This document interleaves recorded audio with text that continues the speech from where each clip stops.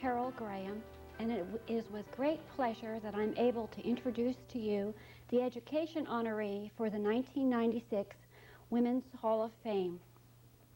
A kindergarten teacher, she combines the philosophy of Aikido with traditional classroom techniques, and in 1990 was one of 12 teachers selected to win the California Educator Award. In her quiet way, she inspires children to achieve their potential and truly makes the world a better place, one child at a time. I'd like you to meet Janet Daijogo. Hi, Janet, Hi. and congratulations to you. Thank you. Can you tell me, I know you and your husband, Sam, have lived in Marin County for many years.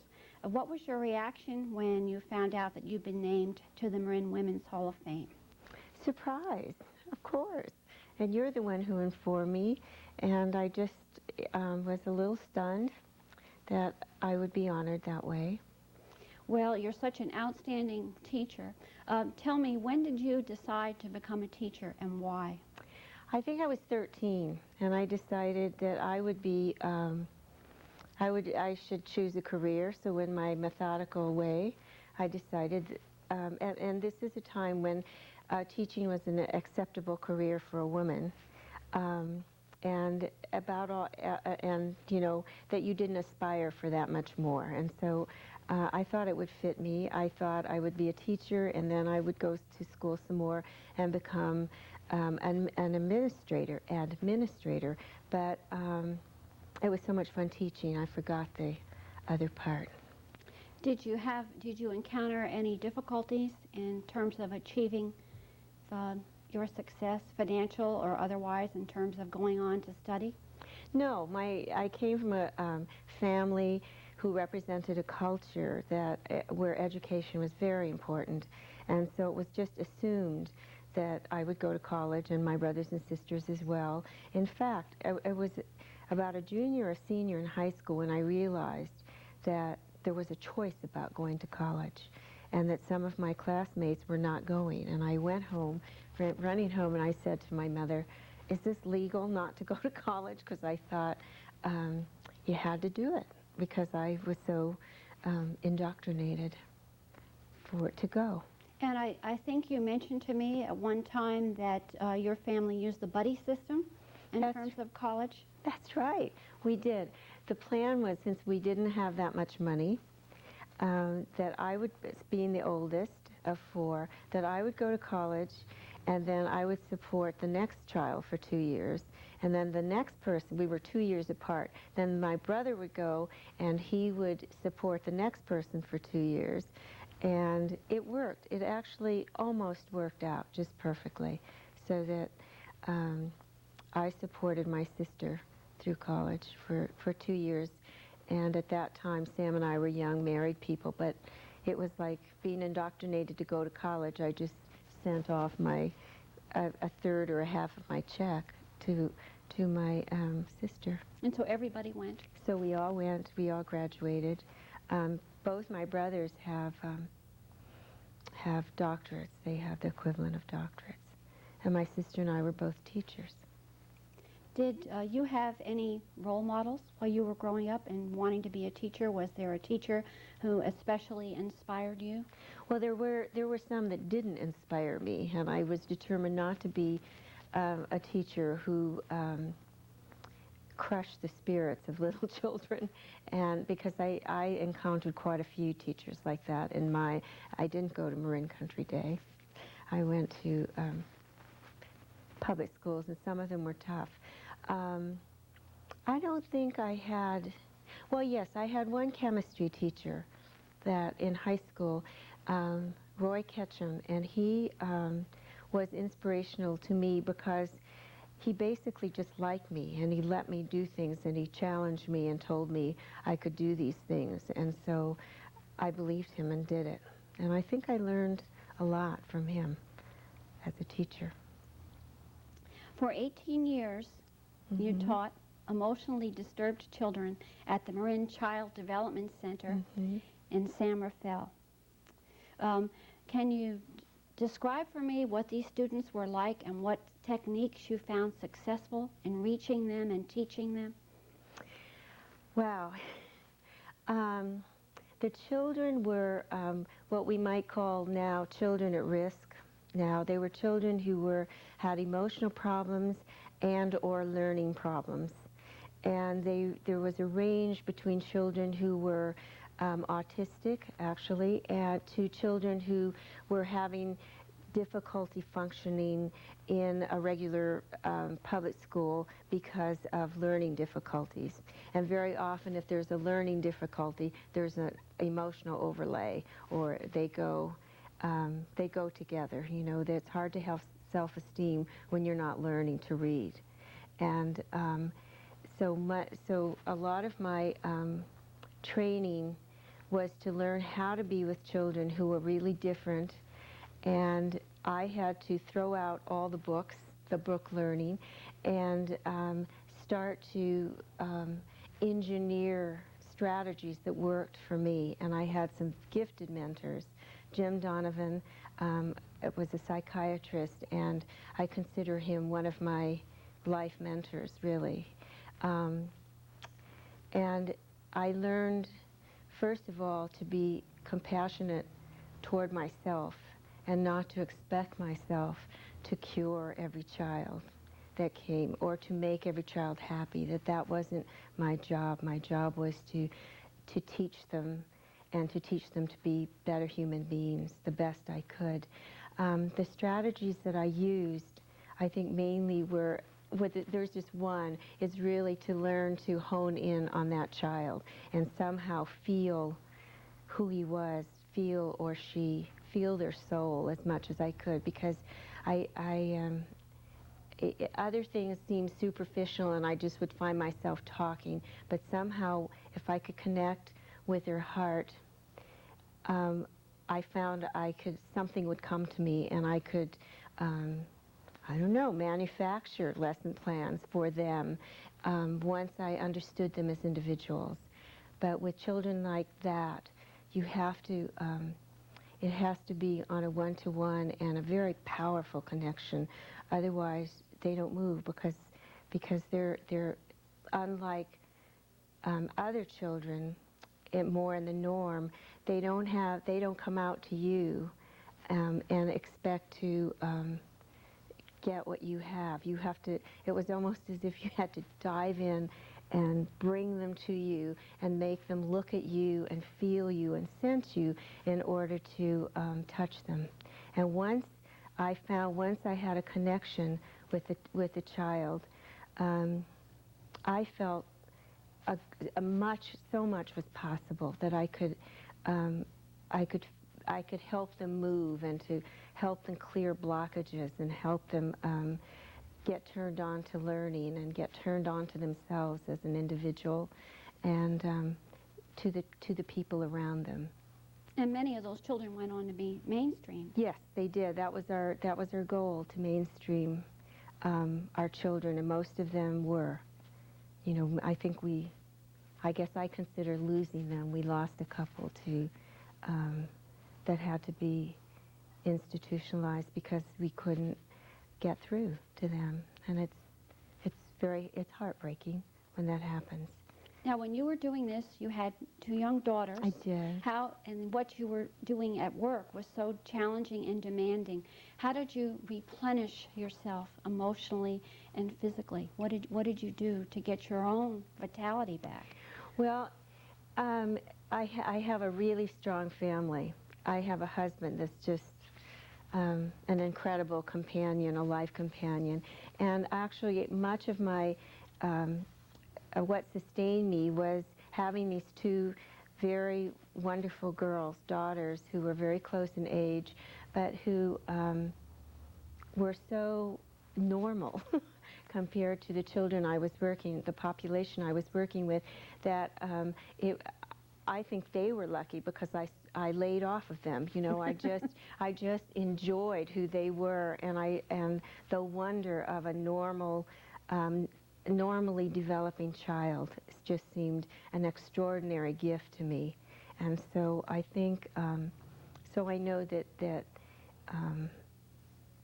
that was one thing that sustained me and helped me. Another thing I did was I began to sew, and I became very proficient at sewing, and I would design clothes, and so I did that, and that it seems always for me to be important. It's important for me personally to keep a balance between my work life and my home life and also my craft life.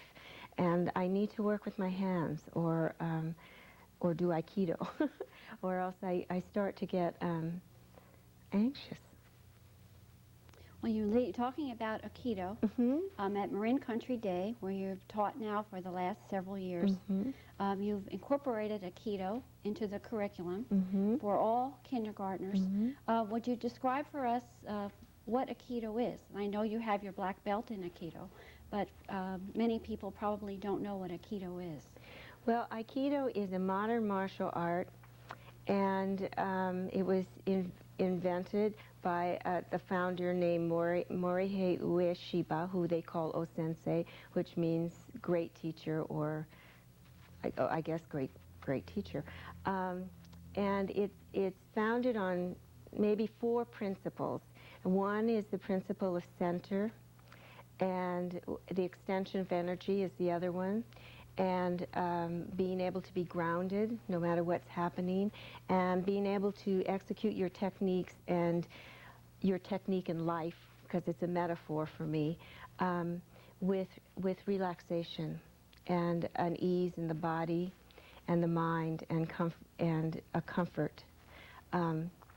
It also is, I think the genius of Aikido is the concept of blending energies.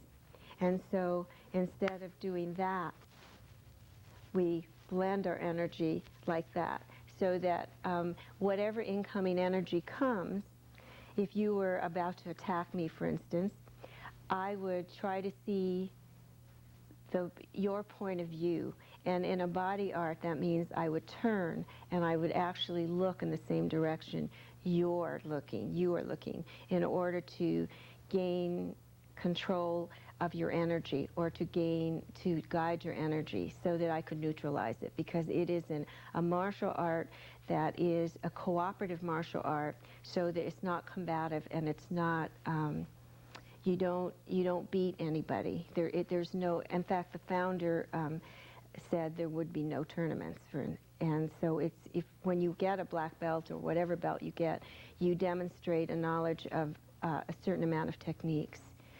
But I think the true genius is that it is a blended art, and I think it's an art that we need in this world much more now at this point. I know it's un-American, and that it isn't, and because competition is really is the way the world goes, and is run, and is what turns people on. But I still am going to be a cry in the wilderness to be a voice of cooperation and of letting everybody win instead of one person or one team winning.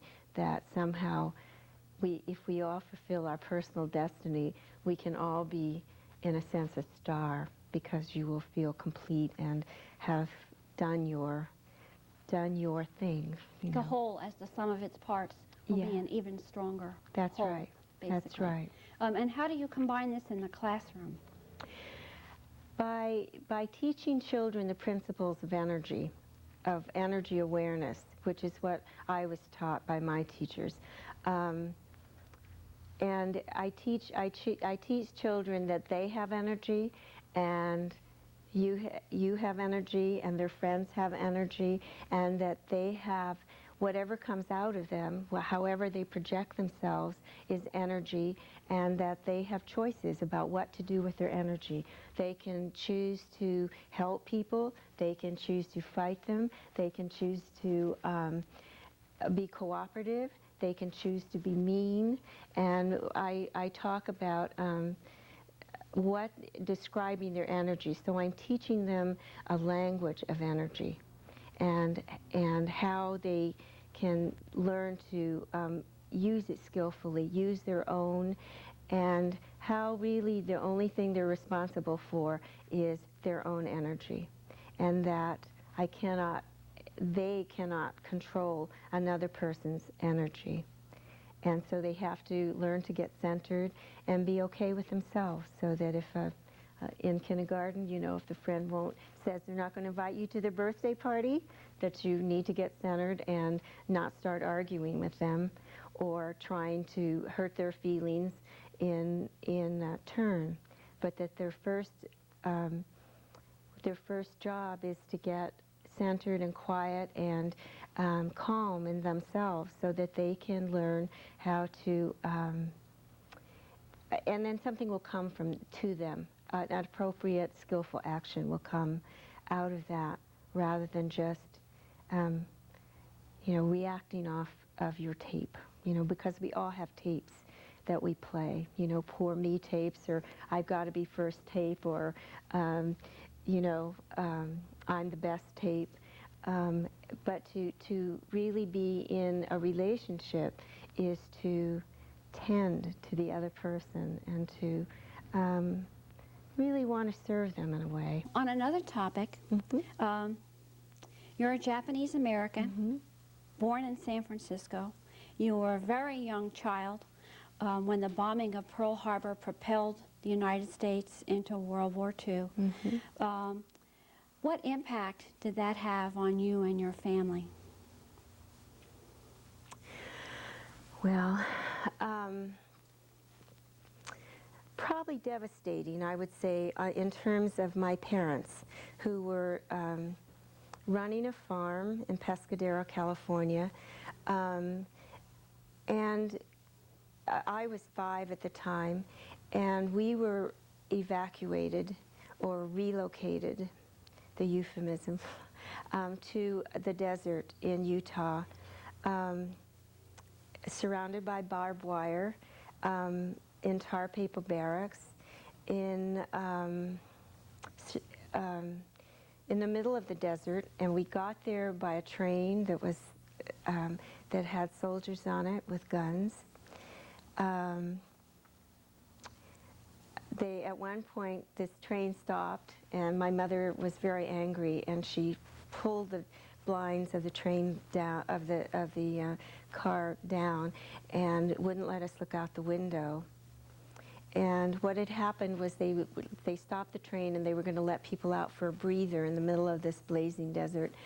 But they surrounded the train with guns, with machine guns. And she didn't want us to see that, so she told me this many, many, many years later when I was 50, about how angry and how humiliating the whole thing was, how it disrupted their lives.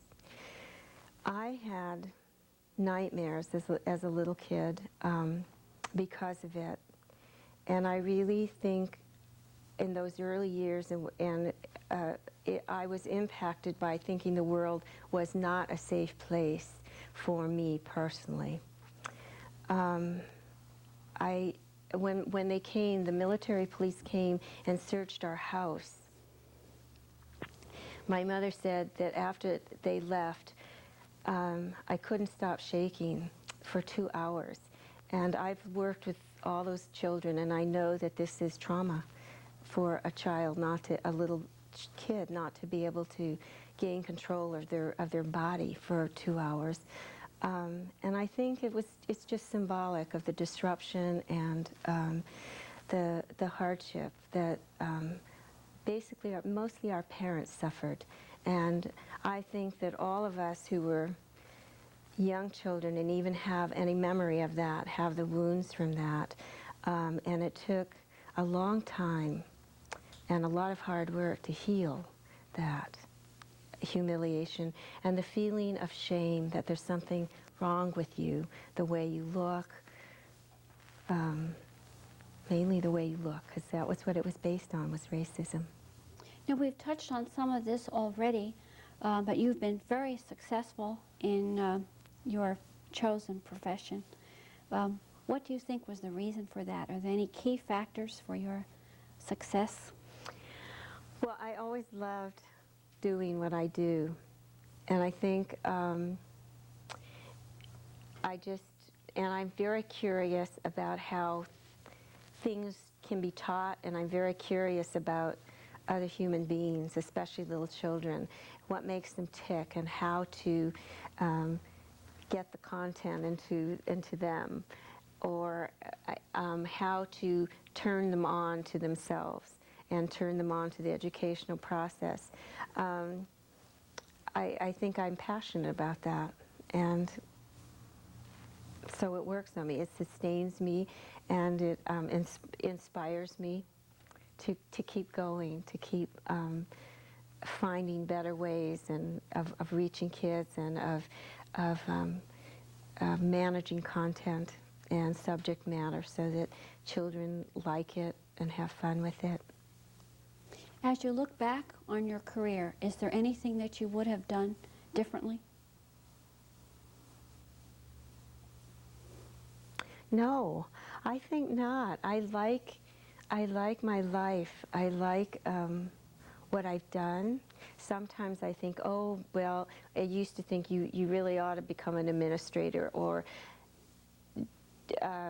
do something like that, you know, but it wasn't right for me. I really kept true to what I wanted to do, which was to be in the classroom. And I think I don't know. I feel happy with what I chose to do and how I chose to do it. As you look forward, you say you no longer have that desire to be an administrator, and I can understand why. With your love of children as it is. Any other teaching challenges that you foresee, or are you anticipating starting the Janet Daijogo sewing collection? Or I think I continue my life the way it is. If I go out as a kindergarten teacher, I will be perfectly happy and fulfilled. My next challenge in teaching, I notice, is turned toward the next generation, because now this year, as you know, I became a grandparent on my very own birthday, and I just look at that little baby now, and I just my impulse is really to transmit all that what I know, my love of books, my love of science, and Aikido and energy and all that, it is to transmit that love of learning and my enthusiasm for life to this little child right now. is that the advice that you'd give her for having a successful life? What would you tell her? Be enthusiastic, be centered, Yeah. be well-read? I would say, first, do what you want to do, follow your own dream, and have a center so that you can be informed of what you want to do, not what somebody else wants you to do or what you think that society expects of you, but truly to follow your heart. That's what I would say. And I think all the rest comes if you're true to that one central principle, that you'll find out what you need to know, where you need to go to school, or who your teachers are going to be. In fact, they'll probably just fall in your lap, the very best ones.